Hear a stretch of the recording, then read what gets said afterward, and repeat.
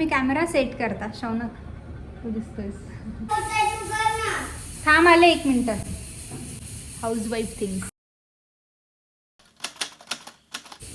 नमस्कार मंडळी, स्वागत आहे तुमचं माझ्या चॅनलमध्ये. तर मी विचार केला की मी कुकिंग शॉर्ट्स कसे बनवते किंवा रेसिपीजचे शूट मी कसं करते विदाऊट अ ट्रायपॉड ते तुमच्यासोबत शेअर करते. तर चला व्हिडिओला सुरुवात करूया. मी काही गोष्टी नोट केल्यात जेणेकरून तुम्हाला मदत होईल.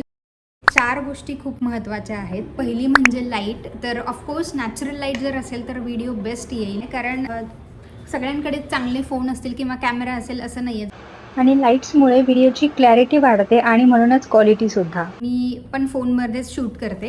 दुसरी गोष्ट आहे अँगल. प्रत्येक वेळेला एकाच अँगलने जर तुम्ही शूट केलं तर ते बोरिंग होतं आणि ऑडियन्स लगेच स्वाईप करून टाकतं. एक एक्झाम्पल घेऊ आपण. जर तुम्ही चॉपिंग करताय तर चॉपिंग तुम्ही अर्धा कांदा कापताना वेगळा अँगल दाखवला, दुसरा अर्धा कांदा कापताना जर तुम्ही वेगळ्या अँगलने दाखवला ना तर तो अजून सुंदर व्हिडिओ तयार होतो. आता मी प्रॅक्टिकली तुम्हाला समजावते. सपोज हा फोन आहे जो मी ओट्याला रेस्ट करून ठेवला आहे.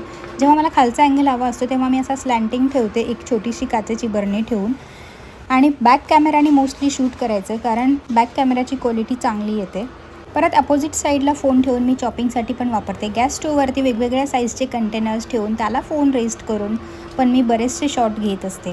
एक छोटी काचेची बरणी तुमच्याकडे असायलाच हवी, कारण ती घट्ट असते, मूव्हमेंट होत नाही फोनची. त्यामुळे असा फोन ठेवून मी पॅन उचलतानाचा किंवा स्टोववरती ठेवण्याचे शॉट्स मी भरपूर घेत असते.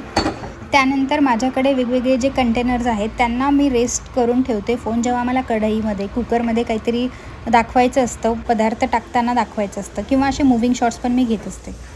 तिसरी गोष्ट आहे फ्रेम.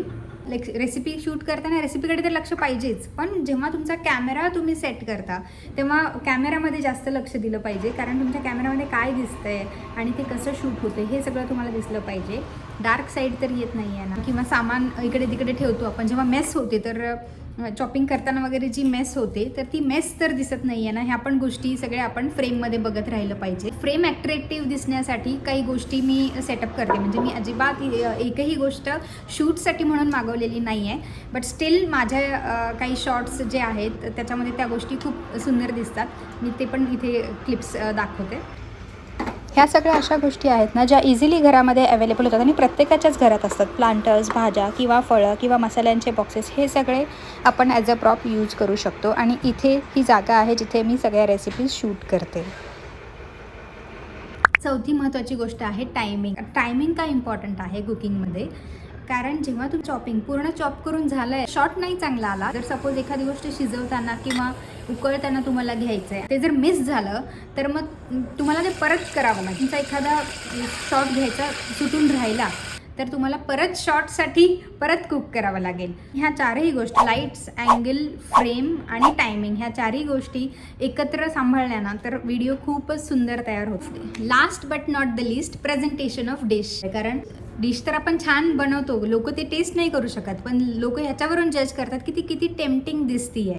जेव्हा आपण डिश शो करतो ना तेव्हा बेस्ट लाईट्स वापरल्या तरी चालतं. तर ह्याच सगळ्या गोष्टी आहेत ज्या मी फॉलो करते. तुम्हाला हा व्हिडिओ कसा वाटला नक्की कॉमेंट करून सांगा. प्लीज चॅनलला सबस्क्राईब करायला विसरू नका. भेटूया नेक्स्ट व्हिडिओमध्ये. तोपर्यंत सगळेजण खुश राहा, काळजी घ्या, आनंदी राहा. आत्ता दाखवलेल्या क्लिप्समधला जर तुम्हाला रेसिपी शॉट बघायचा असेल तर यूट्यूब शॉर्ट्सवरती जाऊन माझा व्हिडिओ नक्की चेक करा.